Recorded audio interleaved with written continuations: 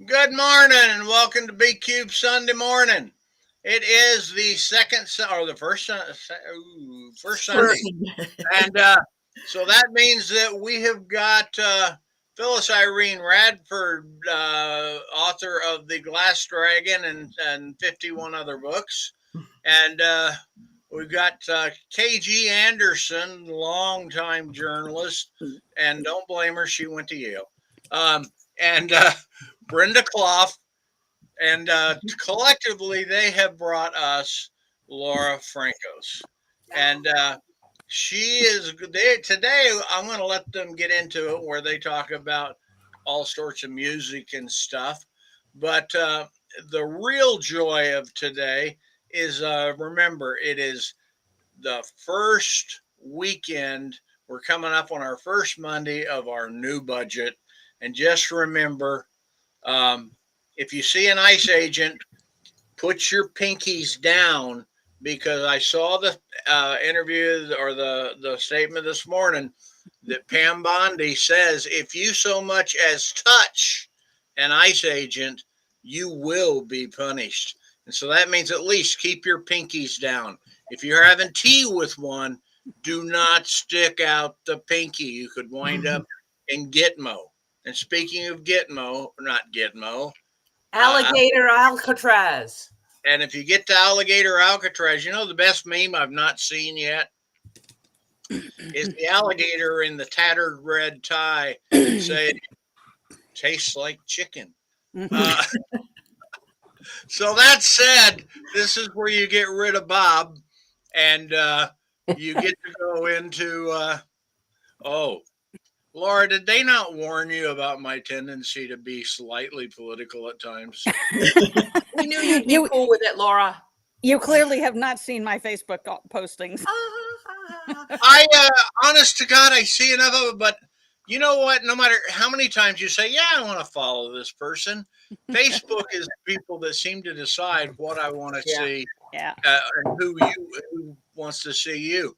I mean, it's like, for God's sake, people, if I say follow, I don't need to have you ask me 14 times, do I really want to see this? Yes, I do. I'm following them for a reason. And that said, this is where I get off before I wind up in a rant and we wind up an hour into the show and people saying, who's the woman with the red butterfly on her t-shirt? No, it's a balloon. Yay! I've got my Ben Franklin in Paris shirt on, which is one of the other historical musicals. Yay! You gotta like it. That's okay. Then good deal. And I am going to turn myself to a empty page. okay. I initially invited Laura because I am a big fan of 1776. Yep. And Laura is the Facebook expert on musical theater. Yes. Well, one of them anyway. There's a book. And there's a book. And so anyway, since this is still the 4th of July weekend, I figured it would be appropriate to discuss 1776 and possibly Hamilton and Franklin in Paris, all surrounding the importance of this weekend holiday. And I will warn you, I am a history major, and I did watch the movie again. Very good, very good. And I'm writing a book in which I reboot American democracy with the aid of a musical, Laura, and I'm going to send you the manuscript real soon now. Absolutely. She's going to beta read it so that all the theater stuff is okay. I'm so evil. I love it. So, Laura, first off, your first impression of 1776. Ooh. Oh, gosh. When did you first see it? Did you see it the first run? No, it came out in 1969, and I'm a California girl, and I never actually got to New York until 2007. So no, I have seen touring companies. My first exposure was probably the movie, and I am a kid who grew up on musicals. One of my first memories was my parents had one of those gigantic cavernous stereos, the kind that was a big piece of heavy walnut furniture. You lifted up the lid and you look down, and there was the turntable. And even before I could read, I got to recognize the Columbia Masterworks symbol on the label of the disc as it went round and round. I said those were all the good ones, and then of course very quickly I learned this is Kismet, this is Oklahoma, this is My Fair Lady, this is Camelot, and I picked them all up. You were brought up right. The movie early on, and from then, once it became available on VHS and DVD and annual streaming, it's a family tradition. Did it with all our kids, and my married daughter is doing it with the grandkids now. Yeah, it's difficult to see it in live productions. That's so yeah, it's not often staged. I did see a touring company in Portland, and William Daniels did play John Adams. Oh, when was that? That must have been a while. It was right around 1976. Oh my gosh. Because my son was still young enough that he had to stay with Grandma and Grandpa while we went to the theater. Okay. So I have seen it I saw it in Ford's Theater, where Abraham Lincoln was shot in Washington, D.C. Wow. And Washington, D.C. is one of the places where they do gear it up every now and then, more so than outside. I guess in Philadelphia, they probably do it often too. But Washington's very good that way. And when Ford's Theater did the production, they poured it all out, Oh, yeah. Fresh bunting in the president's box, everything. It's one of my favorite shows, and I could talk endlessly about all kinds of aspects about it. So, well, I happen to know that the very, very first version of the stage play was written by a high school history teacher for his students. No, he wasn't writing it for his students. Oh, he wasn't? He wanted all along. The man in question is Sherman Edwards. He had been a high school history teacher, but he was also a songwriter. The Johnny Mathis hit Wonderful, Wonderful, the song See You in September. That's Sherman Edwards. So he spent over a decade working on it, writing it, and he wasn't writing it for his kids. He was writing it because he wanted to be the next Meredith Willson. Meredith Willson is the fellow who Music Man. Did the Music Man, and he did the book, the lyrics, the music, and that's what Edwards wanted to do. So he worked on it for years. When he would do a new version, he would go to Philadelphia and sit by Ben Franklin's grave and read him the latest version. And he auditioned for producers and was getting nowhere. Then there was a producer named Stuart Ostro who was really impressed with the audition, said that Edwards nailed everything emotionally. You really believed watching him sing and play and do his entire show as one man, that he was Adams, except writing a musical is hard. And he said, I will back this. I will produce this, but we need to bring in someone who knows how to write a libretto. And at that point, Edwards was disappointed, but he said, okay, I concede. And Stuart Ostro hired Peter Hunt. Peter Hunt at that point had done two musicals, Keene and Skyscraper, neither of which did very well. But he also had an Oscar in his pocket for writing the screenplay of Father Goose, one of my favorite Cary Grant movies. And he had done Charade. So, he could write. And so the two of them sat down and went, okay, we're going to try to work up this show into something we can put on. So at that point, Ostro said, okay, now we got to put together our creative team. And the first thing we need is a director. And he went and he asked Jerome Robbins. Now there is an alternate history that will make you explode your mind, because as we got to the final version of 1776, it is one of the most dance light shows you can imagine. And here is Jerome Robbins, master choreographer, director. What would that have been like? Yeah, the mind reels. Yeah. Robbins said, I'm not interested, but there's this young guy named Peter Hunt, who was, I think, 29 at the time and had never directed a Broadway musical. So Ostro said, fine, I'll take on Hunt. I like him. So now we have a director, and then we got the set designer, and Ostro managed to nail the legendary Joel Miesinger, and he liked the project so much that he started sketching the chambers of the Continental Congress even before the contract was signed. And Ostro said, what are you doing? And he said, I believe in this show. This is going to be a hit, which was a very contrary opinion because everyone else said, musical about the signing of the Declaration of Independence? Are you out of your minds? This was before Hamilton. It was before, before all the sexy bio stuff that you could do. It was after Ben Franklin in Paris, which was 1964. Wow. And that had flopped with Robert Preston. Preston had a flop? Yeah. He was playing Ben Franklin, of course. You can see parts of it still on YouTube. That he did a whole bunch on the Ed Sullivan Show, and you can see a few of the numbers. Yeah, it didn't work. I'm going to go look for that. Yep. The in score theory, is fun. it should have worked, but in actuality, the score is fun. There's some good things about it, but Ben Franklin, Robert Preston. So Ostro then, to complete the team, he hired Ona White to do choreography and Patricia Ziprod to do the costumes. And then we got to set up on casting. And they cast William Daniels as John Adams. And William Daniels is John Adams. Has gone on to play Adams in other productions, has played John Quincy Adams in the Adams Chronicle miniseries. So he was also the car. Yes. In Knight Rider. Yep, and Mr. Feeney. So yes, that all came. William Daniels started out as a child actor. One of the longest running plays in Broadway history was called Life with Father.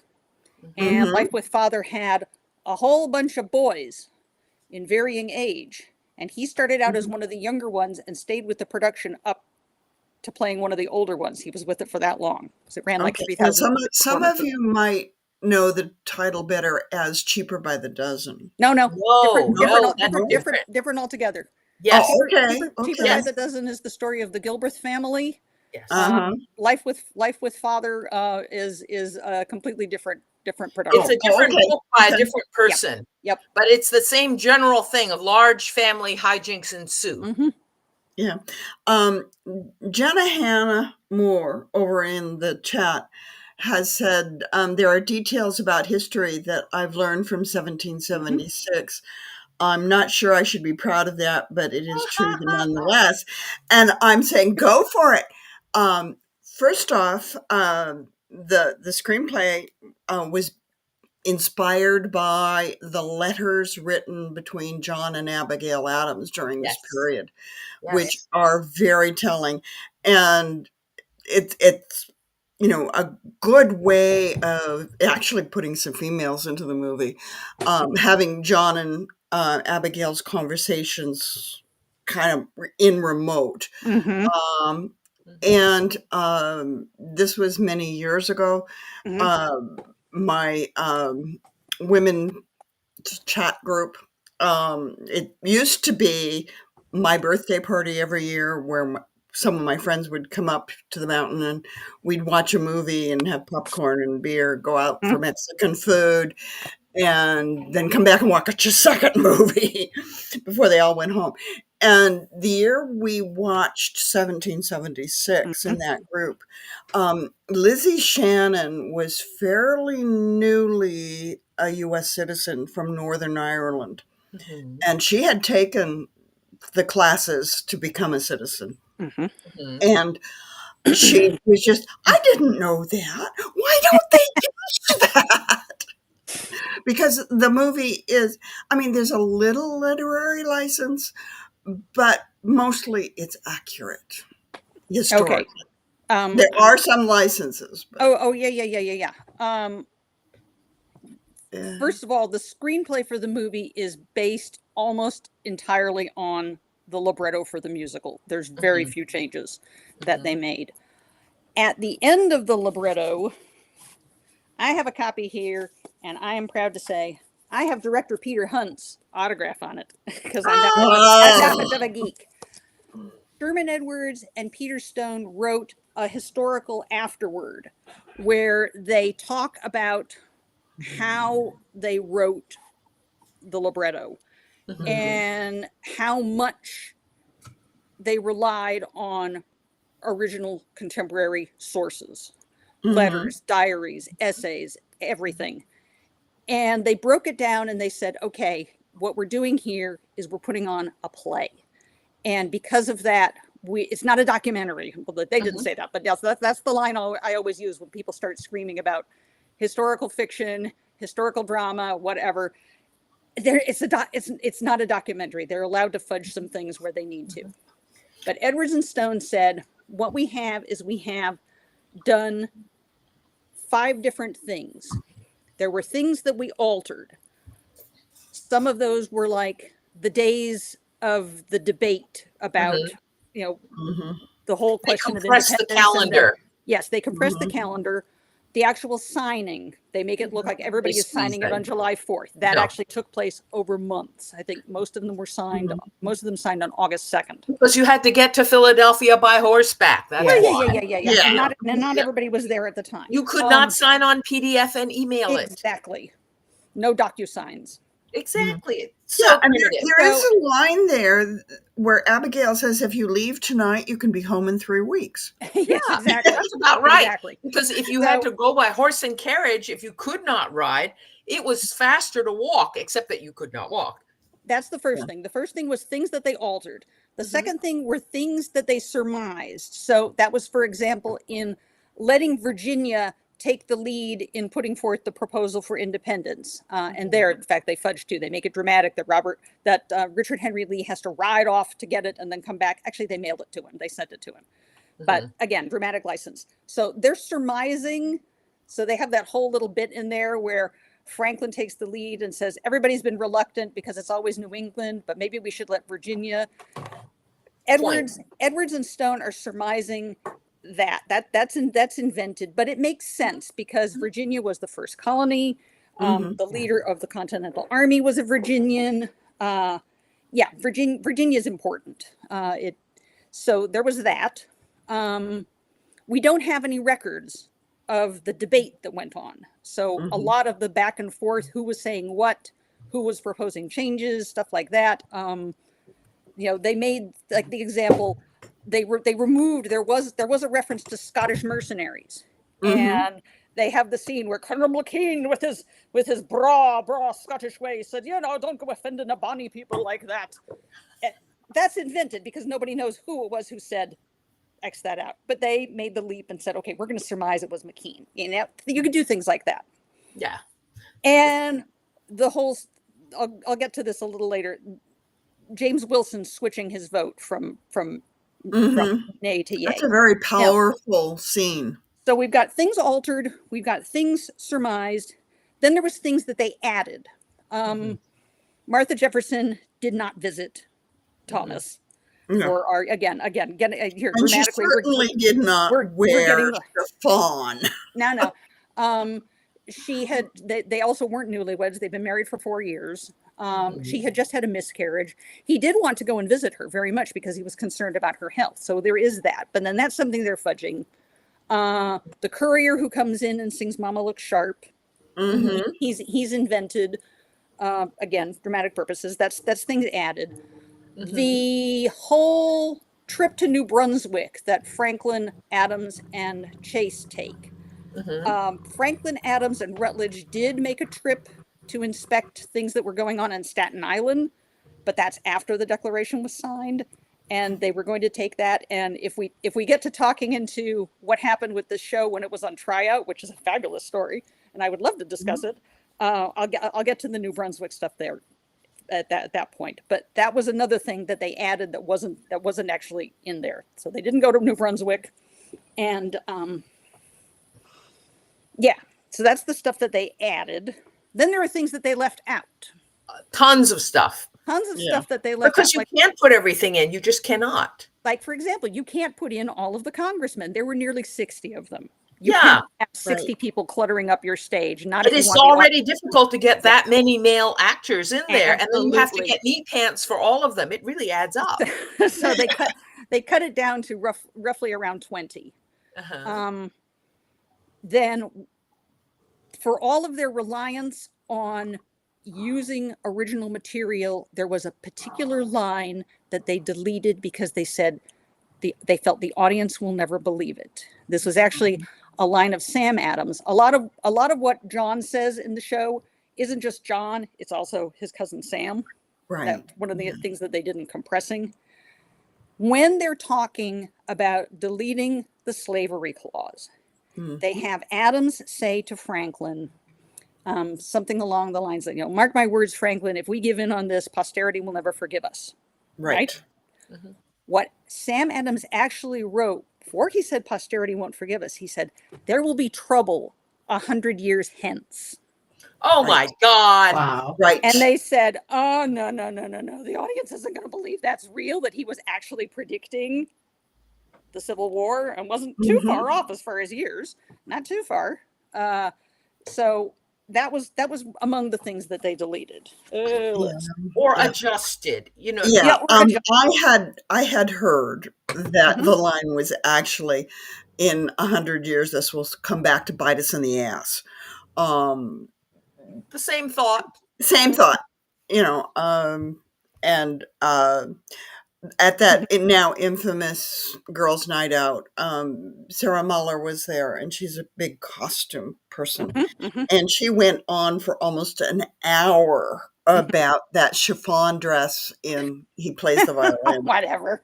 Costumers, you have to let them do their thing. Right, but symbolically, it showed us that Martha Jefferson was a pampered princess who had always had servants to dress her. And so having the lacing up the back and the, putting the corset on in half a minute, that kind of thing. But it's symbolically the contrast between her pampered life and Abigail Adams' very practical life. I hope that Laura will talk a little bit about the costuming in 1776 and Hamilton and what is authentic and what isn't and stuff like that. How the costuming is modified to make a really active stage show. And it's part of the whole theatrical thing. What you're seeing on the stage cannot be reality. Yes. Because it would be too long. It would be too complicated. And where do you get 60 guys in knee pants? It's impossible. Think about the budget, guys. And, so you just have to, it's the same thing with movies, you don't actually jump shot from New York to Paris. They just cut out all that stuff where they went through JFK Airport because nobody cares. Right. If I could get to the last thing that Edward Stone said when in their historical note is then the final thing was things that they rearranged, and that would be things like the love letters from John between John and Abigail, a lot of which was pulled for their songs and their dialogue. Well, those existed over a huge span of time, and in fact, one of the endearments that John says to Abigail in one of their songs is actually taken from something that he said when he was 90 and she had been long dead, and he encountered a girlfriend of his that he had dated before he met Abigail, and he kind of quipped at her, Madam, shall we walk in Cupid's Grove together? Ha, ha, ha, I'm 90 years old and you're probably not too far behind. So that they did things like that. Washington's dispatches, they also rearranged them. That wonderful bit where he says, dear God, what brave men I shall lose. Right. That actually didn't even come from a letter. That came from something one of his assistants heard him say and wrote it down because, memorable words from the general. Things like composite characters, like I mentioned, John and Sam are pretty much blended. James Wilson, a lot of what he has to say also comes from his fellow Pennsylvania delegate John Morton, but I think at that point they were probably concerned that they had too many characters named John running around. John Adams, John Hancock, John Dickinson. Yeah, lots of Johns. And then they would attribute quotes to people who didn't actually say them. The line that became the basis of the song "Cool, Cool, Considerate Men," that actually was a phrase of Caesar Rodney's describing the more conservative members in Congress. And Rodney himself, he was only in his 40s. He did have cancer. He did make the dramatic ride back to cast his vote, but he wasn't in danger of dying just yet. He lasted until like 1784. But again, fudging for dramatic effect, you can do things like that. Yeah. The comment Morris makes about what goes on in the New York legislature, everybody talks very fast and nothing ever gets done. That's Adams. Adams saw the New York legislature in action and wrote to Abigail and said, "What the hell is going on there? These people." New York does not change. It's always been like that. Yeah. Yeah. I'm less good at discussing the his fashion history. That's my youngest, Rebecca. She's obsessed, and she's not here, or she should definitely chime there. Yeah. This is not really my period for costume history, but the overall silhouettes of the costumes was in tune with the picture books I have of colonial period costuming, except for Martha's gown. That's pure Hollywood fantasy. But like I said, the overall silhouette, the tricorn hat, the long overcoat, right, the breeches, and the long vest underneath the overcoat, waistcoat. Yes, exactly. And the you can see it particularly on Benjamin Franklin. If they do it right, Benjamin Franklin will be wearing slightly older fashions than the very trendy Thomas Jefferson, who had the money to spend on up-to-date clothing. Yeah. So, like I said, we're looking at this overall silhouette rather than fashion details. And these men primarily would have been about a year behind Paris. Oh, yeah. And women are much more interested in being up to date than men, because men's clothing is expensive. And if you were frugal, you'd wear that thing and maybe remake it into a more fashionable silhouette. But you would never give it up because it cost an effing fortune. Right. And we're talking thicker fibers than modern mechanical spinning will give you. So the wool that's woven into a man's coat is more substantial. You have to make allowances for stage. Yeah. And also performing under the hot lights and all that. Oh, yeah. And they had mentioned earlier costumes in Hamilton. I'm not a fan of the costumes in Hamilton. If you've seen the pro shot of Hamilton, which is available on Disney Plus, you can see that most of the principals are wearing garments of the era, or roughly of the era. And then they have a lot of the chorus running around wearing what looks like their underwear. And yes, their corsets, their breeches, and their shirts. Where's your coat, man? You're practically nude. As necessary, they would then throw on, they're going to be British soldiers, they're going to be American soldiers, they're going to be whatever, they're going to be rabble-rousers, whatever.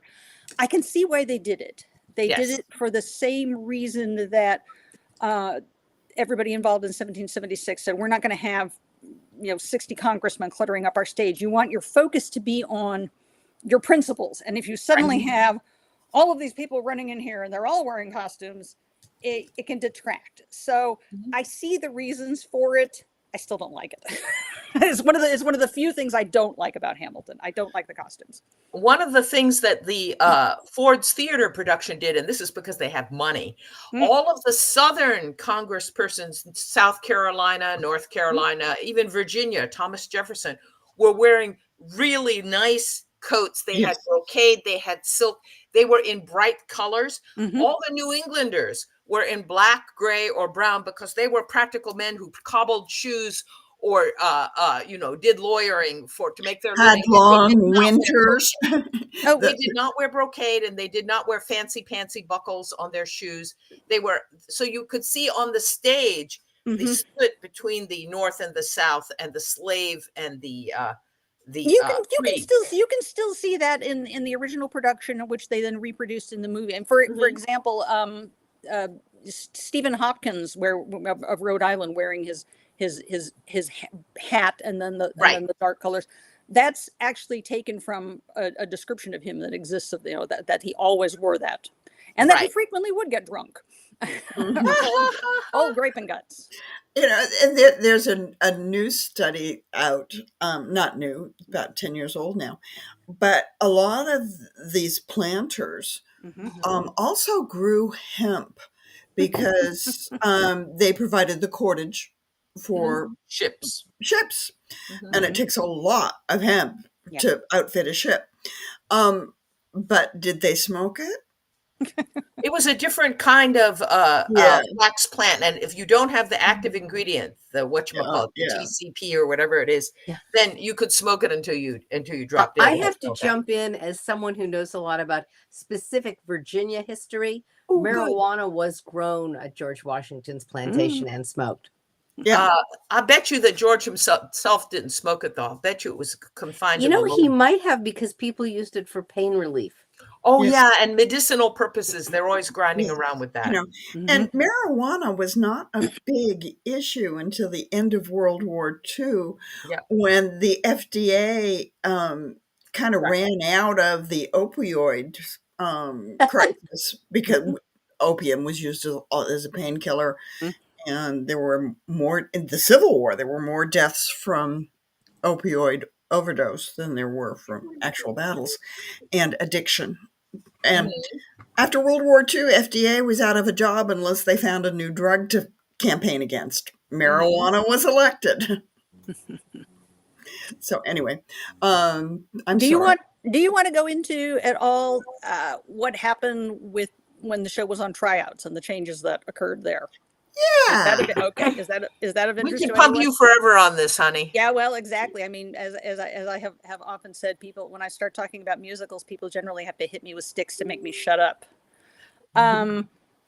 So we've got our creatives, we've got our cast, and, as I said, lead was Daniels, and then Franklin was played by Howard Da Silva, and Howard Da Silva had a long and distinguished career as an actor. Had been blacklisted in Hollywood, but things were laxer on Broadway. So sometimes called Broadway was sometimes called the Great Red Way, because they didn't pay as much attention as Hollywood did. And this was going to be his first big role in quite some time, and he was not happy that Stuart Ostro had hired this kid, Peter Hunt, to direct. And he kept bitching about when his lines were cut. He kept bitching about changes. The scene where he says, Dickinson says, what's wrong with being called an Englishman? And he says, I wouldn't mind it if I had the rights of an Englishman, but to call me so is to like calling an ox a bull, and et cetera, and everyone laughs. And then Dickinson says, well, when did you notice those rights were when did you notice those were missing? And then turned the joke on him. Da Silva was furious about that. You see it in the film, and he's laughing uproariously at himself, but he was furious over that. And what really got his go, because he kept threatening to quit over and over and over again when they were on tryouts, is his big number was cut. That excursion to New Brunswick, that was going to be the big production number that ended Act 1. And they were going to have girls. They were going to have dancing. Franklin had a solo called Increase and Multiply. Also, something he was going to chase girls. Susie Lamb. And you had Ona White choreography. It was spectacular. And at this point, the show was running over 3 hours long. And it was a scene that dragged the attention away from the conflict in the Congress. It made Franklin look like a total lech rather than just someone who very much appreciated the female form. And Ostro and Hunt said, we're going to cut it. And De Silva said, that's it, I'm out of here. And he fumed off, and later on was bitching to his buddy Alfred Drake. Alfred Drake was in the original Oklahoma as Curly, and guess who was his Judd? His Judd was Howard De Silva. And he said, you are out of your mind if you back out of this, whether or not you have that number or not, because this is the best number you've had in ages, and you would be a fool to leave. And by the way, I have seen how the rehearsals are going with your substitute in there, Rex Everhart, and he's nailing it. So De Silva said, oh, all right, I'll come back. So we came back, and then they had the whole issue of, we have to totally restructure things because we're cutting this number. We don't have a good first act curtain. What the heck are we going to do? And Stuart Ostro said, the hell with it. Let's just go without an intermission, which was very rarely done. Wow. But when it originally played, it had no intermission. And they switched scene order around. And at that point, they already had the logo, the famous logo of the chick.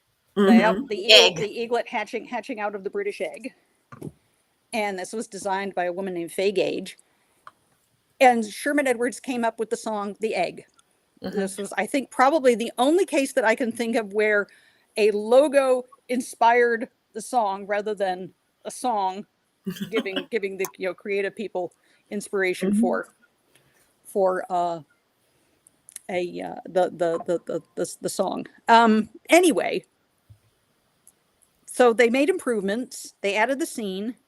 They went off to their next stop, which was Washington, D.C. And at that point, they were concerned about Martha Jefferson, who was played by Betty Buckley in the original, because she was belting it to the rafters, but it just wasn't landing. And Stuart Ostro talked to Ona White and said, Ona, I know, sorry, we lost your huge, big number there, the New Brunswick number, but can you put some dancing in here? Can Martha dance a little with Adams and Franklin? And in 4 hours, she taught them that minuet, and suddenly the number was, well, not quite a showstopper, but yeah, it was going over brilliantly.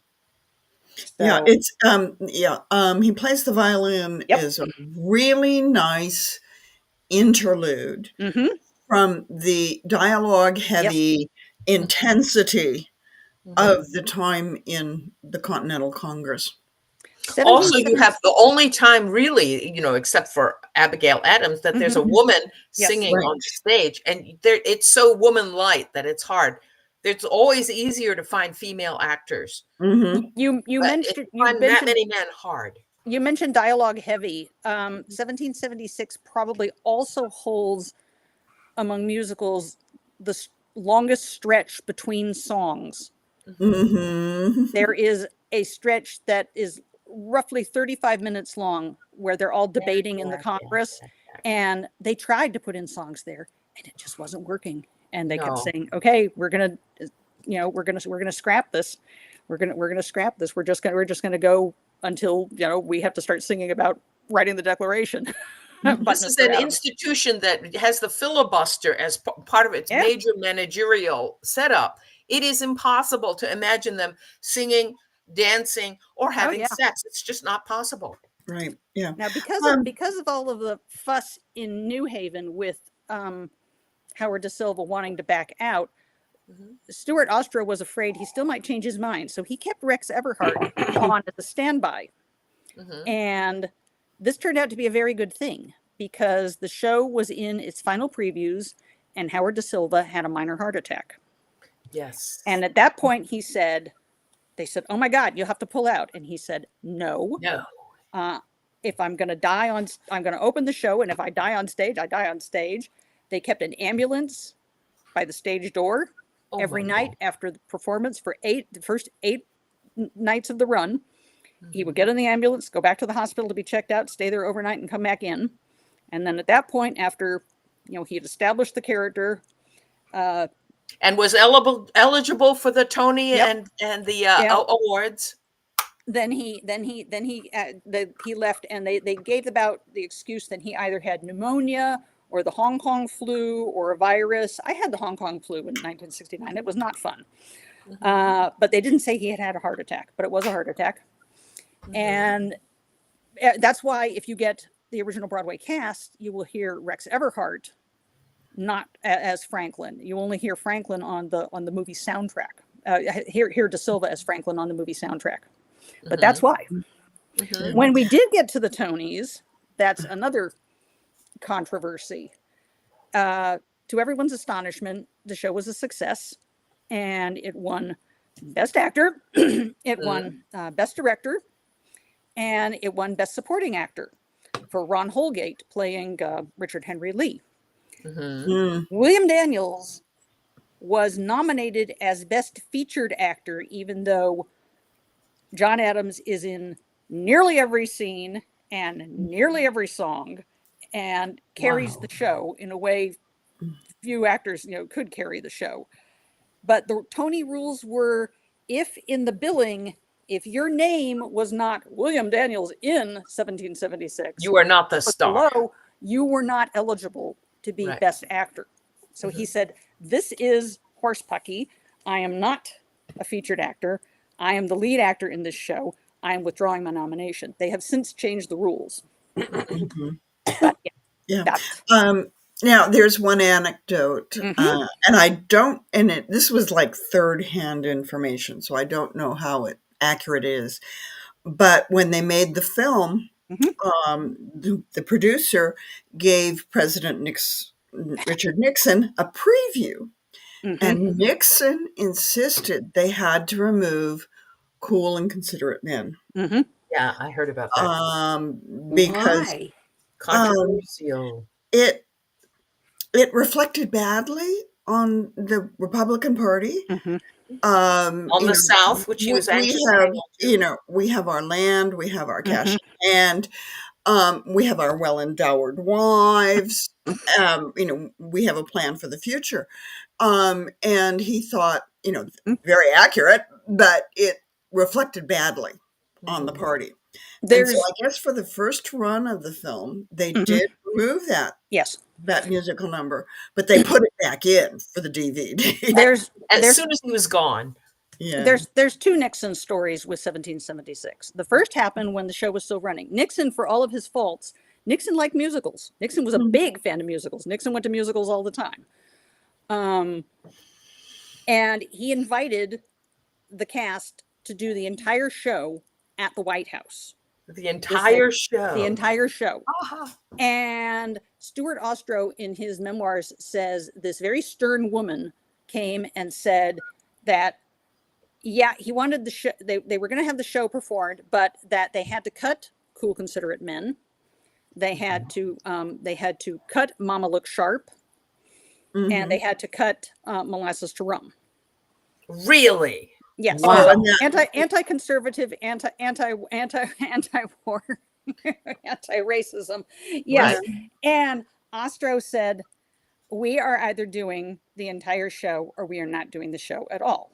And they did the show, the whole show. And Nixon and his wife apparently enjoyed it. And he was joking afterwards with Virginia Vestoff, who played Abigail, that, you can hang your laundry in the East Room anytime, referring to an actual... when they were building the White House, that Abigail Adams did hang her laundry in the East Room. And so that's the first story. Then came time for the film. And yes, Jack Warner, head of Warner Brothers, was indeed a friend of Nixon's. And the story is that he showed a screening of it to Nixon, and that Nixon said, Cool, Considerate Men has to go. And it did. This all happened without Peter Hunt, who was chosen to direct it, just as he did the stage version, was on vacation. He had turned in the film. Everything was going to be cool. It was going to be released. And he came back and found out, Jack Warner has cut this entire number. There isn't any record in the White House records. They kept a record of all films that were screened for the president. There's no record of this. So I don't know if Warner just said he showed him a screen, or if Nixon remembered it from having seen the show, or what. But yes, it was cut, and afterwards Warner regretted it when Watergate unfolded, Oh, very nice. He said, "Oh my God, I didn't know about all of this stuff. This is horrible." And at that time, it was believed that all of the negatives were burned. They were all gone. There wasn't any, but there was some. So it is now restored. It was restored first on the laser disc, and then since then it has been added to all screenings and Blu-rays and DVDs and all Yeah, that. it's on my DVD, and I've forgotten how long I've had that DVD. But anyway, and Mom, you said he wanted Mom to look sharp removed. And again, it's one of those historical kind of things of bringing the war into your living room. It's not just all fun and games. Well, Yeah. Ostro always said that was one of his main intents in taking on this extremely unusual project. Think of it. It's 1968 heading into 1969. It opened May 1960. No, March 1969. You've got the war protests going on. You have a show that, for all that it espouses certain liberal aspects that the administration didn't agree with, is unabashedly patriotic. You have a show where how do you create the suspense when the entire audience knows, yes, the Declaration of Independence gets signed, and we celebrate it every year. They managed to make it dramatically intriguing and exciting. One of the key devices there was things that they added. It was Sherman Edwards' idea for the tally board, that shifting yay to nay, nay to yay. Yeah, they don't have that. That they didn't have that for real. They added that, and it's a brilliant device because it lets the audience see, and the calendar being ripped off, how close they're getting. How is this going to happen? So most people thought this show does not have a chance, and instead it ended up running for over 1,200 performances, which was a really good run back in the time. And it's got a huge, look at us. It's got a huge fan base even to this day.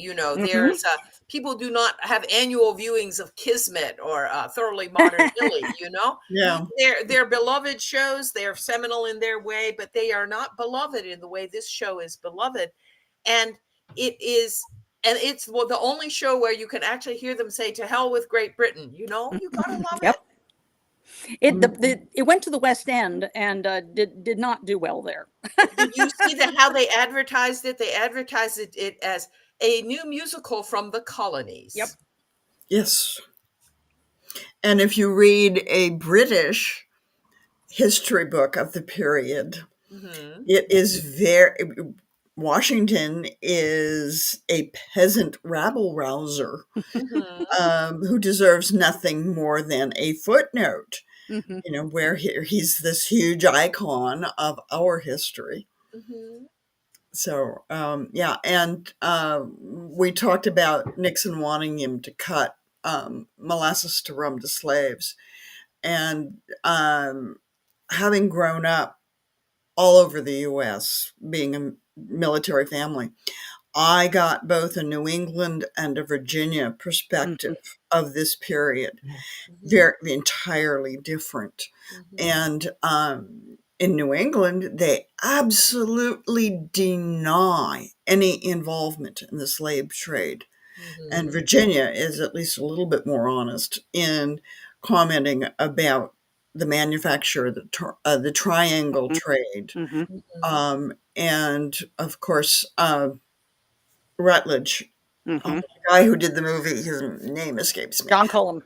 Yes, brilliant actor. He was not the original Rutledge, but he was a replacement Rutledge during the course of the run. So he had played the part on Broadway. Right, and if you see the body of his work as an actor, but it's obvious he's got operatic training to be able to sing that song like that. Yes, with the power he gave it. I want to jump in because we're running out of time, and I wanted to ask Laura if she had seen the 2022 version of 1776 that was co-directed by Diane Paulus.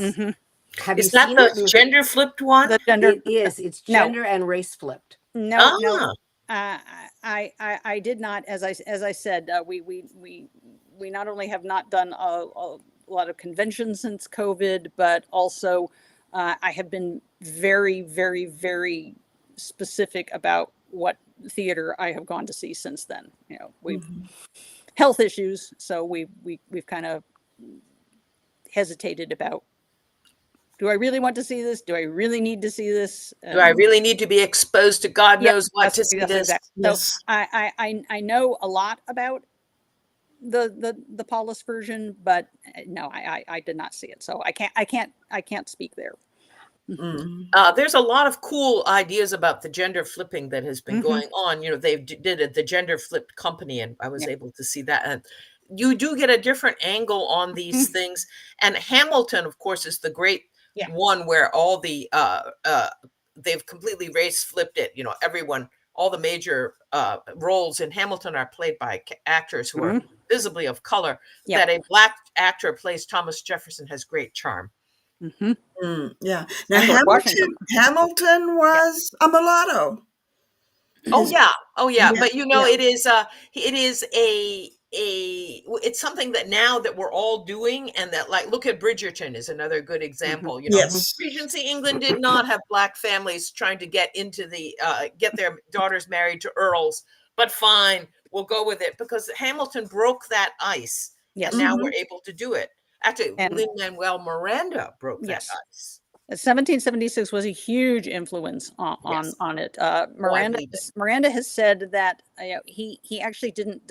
He grew up on musicals too, but this was one that he somehow missed until he got to college. Then he fell madly in love with it. I'm so glad that William Daniels was alive to hear that. Yes. There's a great interview with him from a few years back. It's great. It's great fun. He got the idea for Hamilton when he was reading the enormous biography that came out. It is this fat. Yeah, it's huge, and he thought, you know, this has possibilities. And as with Edwards and Stone, he too drew a lot from the actual writings of the period. So a lot of the things that they say, sometimes it may be recast into a more, you know, hip hop vernacular, but a lot of the sources are original and contemporary. That's what gives it the power. It's like translating it from French. You're translating it into an idiom that the modern audience can understand. And it is hard to dial back to the 19th or 18th century. You know, it's like reading Chaucer. It's hard. The other thing, bring it forward. The other thing that helped Miranda a lot when he was putting it together was librettist John Weidman. Now, he knew Weidman from Weidman's daughter was in his high school class. And John Weidman with Stephen Sondheim wrote Assassins and Pacific Overture. And so he knew the perils of American history and musicals. And in fact, he himself was of a theatrical family. His father, Jerome Weidman, was also a playwright and librettist. So he told Miranda, you know, you gotta lead with the characters and, you know, go from there, and just sort of coached him along. And I think Hamilton is a work of theatrical genius. And I'm not a fan of rap. I'm not a fan of hip hop, but I tell that could convert you. That musical converted me. Yes, it's an art form. I'm still not converted, but the thing is, I saw Miranda's first musical, In the Heights. Yes, won the Tony Award, and I had no idea who this guy was, and all I could think of was, this is his first musical. What is he going to do next? Absolutely, because he understands theatricality, right? Yes. And so you can take complicated characters, you can take events that span, well, with Hamilton, he does a lifetime, right, and compress it into a show that has dramatic integrity. That is rare. That is rare. That is exactly what and that's what you essentially what you want to do in a book. You want to get the whole thing down into 300 pages, 100,000 words. Yeah. Well, you had mentioned Weidman, the librettist. Didn't he win a major prize for doing the musical about the life of Fiorello LaGuardia? He wrote Fiorella. No, that's his father. Okay. The other one. Wow. Okay. Liam Westcott, who is one of our frequent contributors, over on the chat has, I'll throw out a curveball wild card here. Musical theater. Imagine doing a musical theatrical version of Pink Floyd's The Wall. Well, I saw the original Wall on stage when it first debuted, and it is a piece of rock theater. So, completely, they built the wall on the stage. They tore the wall down on the stage. We were there. They even had leftover flying pigs from their previous concert going overhead. So, I think it's already there. Yeah. There's if you have a song is not as it doesn't have a plot. So at some point you have to do a little bit more to the song than just the song. Jukebox musicals do that. At least you can have more than one song and you can get all the pieces in there and have a thing about Billy Joel's music. Brenda, when they did the movie of The Wall, they put a lot more plot into the film. I have not seen the concert. But there's as a takeoff point, that sounds, it's, you do it, you take it where you can get it. But, that's where like a lot of these things fall apart. There's just not enough story to make the thing hold together. Yeah. Well, we're down to like 3.5 minutes. And Bob has not come back on yet. So, but I'm going to ask each of you to give us a closing statement, pimp your book, whatever. Oh, Bob says he's coming back in 90 seconds, but we can start the wrap up. Are you going to hold up the book cover, Laura? Yay! Okay. Yeah. This is my book, Broadway Revival. This is my love letter to the golden age of Broadway, made even more golden because I take a time traveler from 2079 and I send him back to 1934 with modern medicine to save George Gershwin from that tumor that killed him at age 38. So he then goes on to continue to meddle further with musical theater history because there were a lot of other greats who died much too young. And if they had medicine that we have now, or medicine that we'll have, I hope, by the 2070s, they would have been able to stick around and create even more musicals. So it's available on Amazon. The Kindle is a whopping $3.99 because I am a cheap date. So there it is. I am honored beyond belief to say that it was a finalist for the Sidewise Award. It is indeed an honor to be nominated. Yes. When it came out. And yeah, so get it if you want to find more weird stuff about musicals. Whenever you want weird stuff about musicals, Laura is where you go because she absolutely has it down to a science. Okay. Oh, you have a kitty. So Karen, your closing statement, book pimp, whatever. This is my book pimp for Patty 209. About 2/3 of these stories originally appeared in B Cubed Press books, and this is currently available on Amazon and just about anywhere, including bookshop.org, which will let you benefit your local bookshop when you buy it. And I just wanted to say that I grew up in a family that was very big on musical theater, and my parents often took me to the Theater in the Round in Cape Cod. But my favorite story was when my parents went to Arena Stage in Washington, D.C. in the 1960s to see the premiere of a brand new musical. And my mother came home looking utterly stunned and said nothing. And I realized later my parents had seen the premiere of Hair. Oh my God. And they the actors had stripped down nude in this tiny little theater. And I don't think my mother had ever had an experience like that. Hey, I saw Oh Calcutta in London. Wow. Oh, good for you. I didn't see hair until they did it in the Kennedy Center, and they did take off their clothes. But a lot, when you have good lighting and it's not theater in the round, a great deal can be concealed. Okay. Brenda, what are you up to? I am. I'm prolific. I'm writing a book, and this is a true science fiction novel. It'll be set 150 years in the future, and the premise of this book is that after the huge political turmoils of the previous century, American democracy has been rebooted to fix all the flaws that we can contemplate now today, should we wish to go, turn on your news or anything like that. So I fixed it all. Hijinks ensue.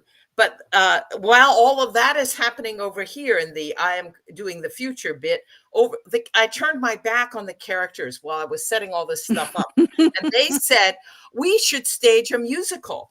And I said, what do you mean? And they said, we thought we would do Oklahoma, Rodgers and Hammerstein. And I said, if I have to quote the rights to Hammerstein score, it'll cost me a fortune because you have to pay for permission to quote those rights. And they said, well, you figure it out. We're staging a musical. So I had to write the book, the libretto, had to do the whole thing. All I lack is the actual music because I do not compose music, but I have everything else. And so I have a musical within this larger political novel. And it'll all come together. And I'm sending this to you, Laura, so that we can make sure that all this theater stuff is absolutely. Yeah. Well, for the music crowd, I'm getting into final proofread Nine Nutcrackers Whistling, which is a cozy mystery set in my fictional Whistling River lodge world. And they're hosting a masterclass workshop, which will culminate in a Nutcracker production. And harking back to the year my son was like 6 months old, and I did 14 performances of the Nutcracker in 11 days. You're out of your mind, you know that. Yeah, I'm not dancing anymore. Physical limitations. But so there is music in my next book. But the last time I had a new book out rather than a reprint is The Barefoot Sheriff. It's available on Amazon, Barnes & Noble, Smashwords, all those. And Smashwords is having a big sale right now. Really? And I think I'm in the 30% off category. But it's also at Amazon. And it's Weird West, Columbia River Plateau, 1871. And at least, I think that at least the three of us are going to be at Worldcon next month. Right. So that would be nice. We'll see. Right. If anyone is there, come up and tell Karen that you're a fan, because that's always impressive. Right. And there's problems getting books into the vendor's room. So I know I am carrying a rolling suitcase full of books. Yes, look for us. I have a reading on Saturday and afternoon. I will I am going to heavily discount all the books I have with me. Because you don't want to haul them back. Right. And I don't want to have to make a lot of change. So, like $10 a book. Yeah. And we are back to Bobby. Yay. Hi, Bob. Hi, guys.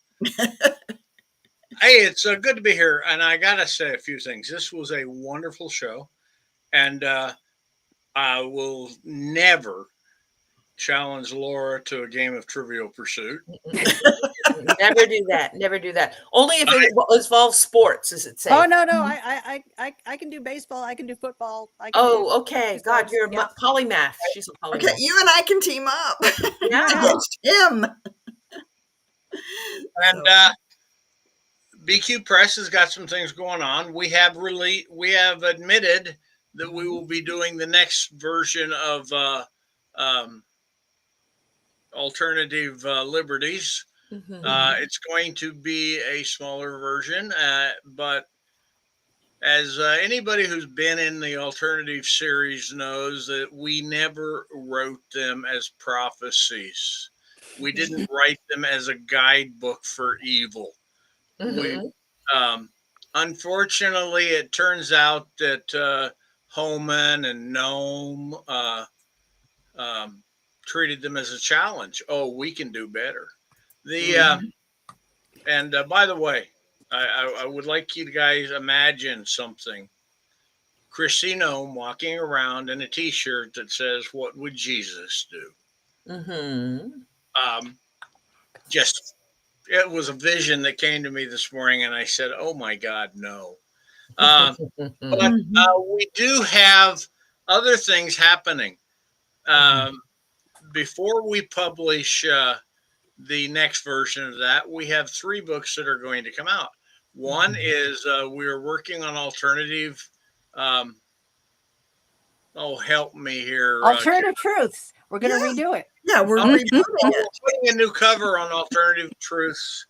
And since it was our very first book, I've heard rumors that it has a typo in it. Whoa! Tom and I are dealing with that. Yeah. Yeah. And Phyl helped edit that. And then we have Deborah Godfrey has been working on a small book called Alternative Leadership. Leadership. Yeah, that's the word I was trying to remember. We're putting that out. We have got Phyl and I wrote a book a long time ago that we really liked. Someday I'll tell you the story of Phyl saying, "You did what?" Well, she hadn't never seen the book when I first pitched it to Bain Books as a co-authored thing, but that's a long story. But and then the last one that we're doing is one, and Laura, don't take this wrong. I blame Harry. Well, very good. Okay, that's one thing we haven't mentioned. We've been talking about Laura and her credentials. She's married to Harry Turtledove. And she makes Harry read the manuscript.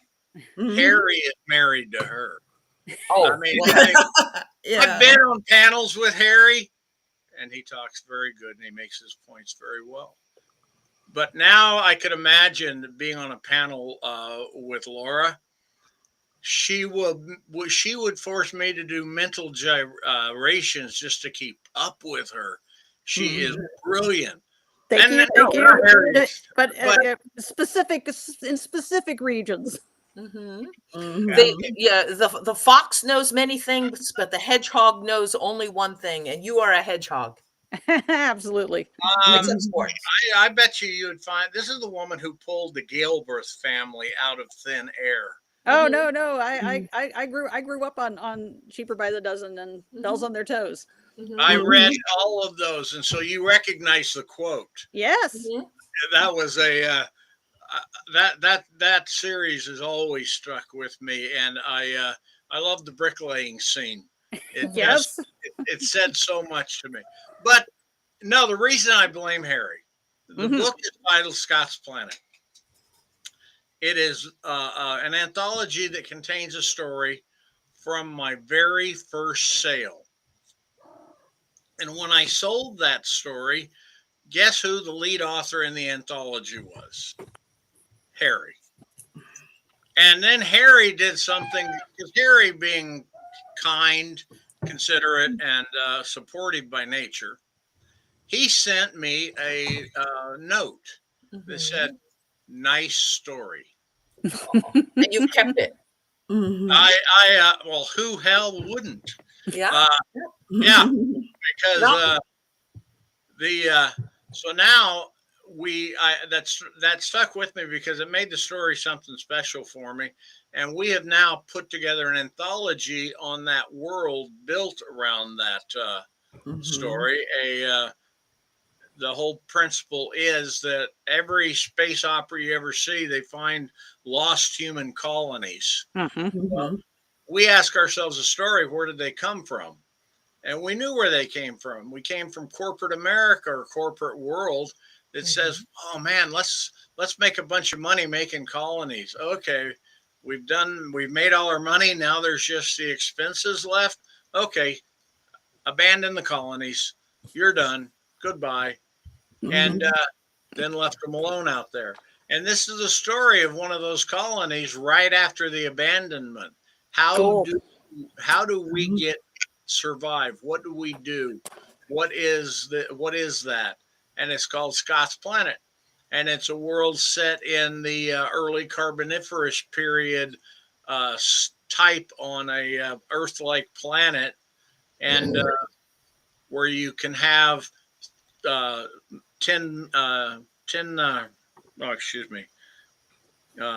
10-meter long millipedes and dragonflies the size of cats, and there's nothing like giant insects to make for a good cover.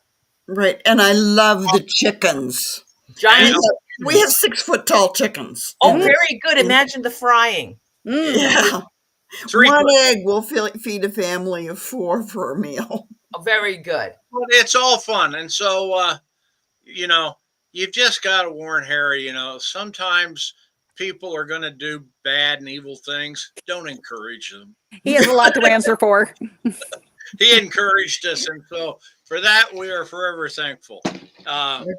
But Liam Westcott is commenting on Karen's cats and her editorial comment. Oh, yeah. And oh my God, yeah. And I just want to say, Laura, I would love to see you back on this show again, because I am so willing to bet that you have, while I am amazed and appreciate what you brought to us on the musical theater, your structured approach, your intellect, your the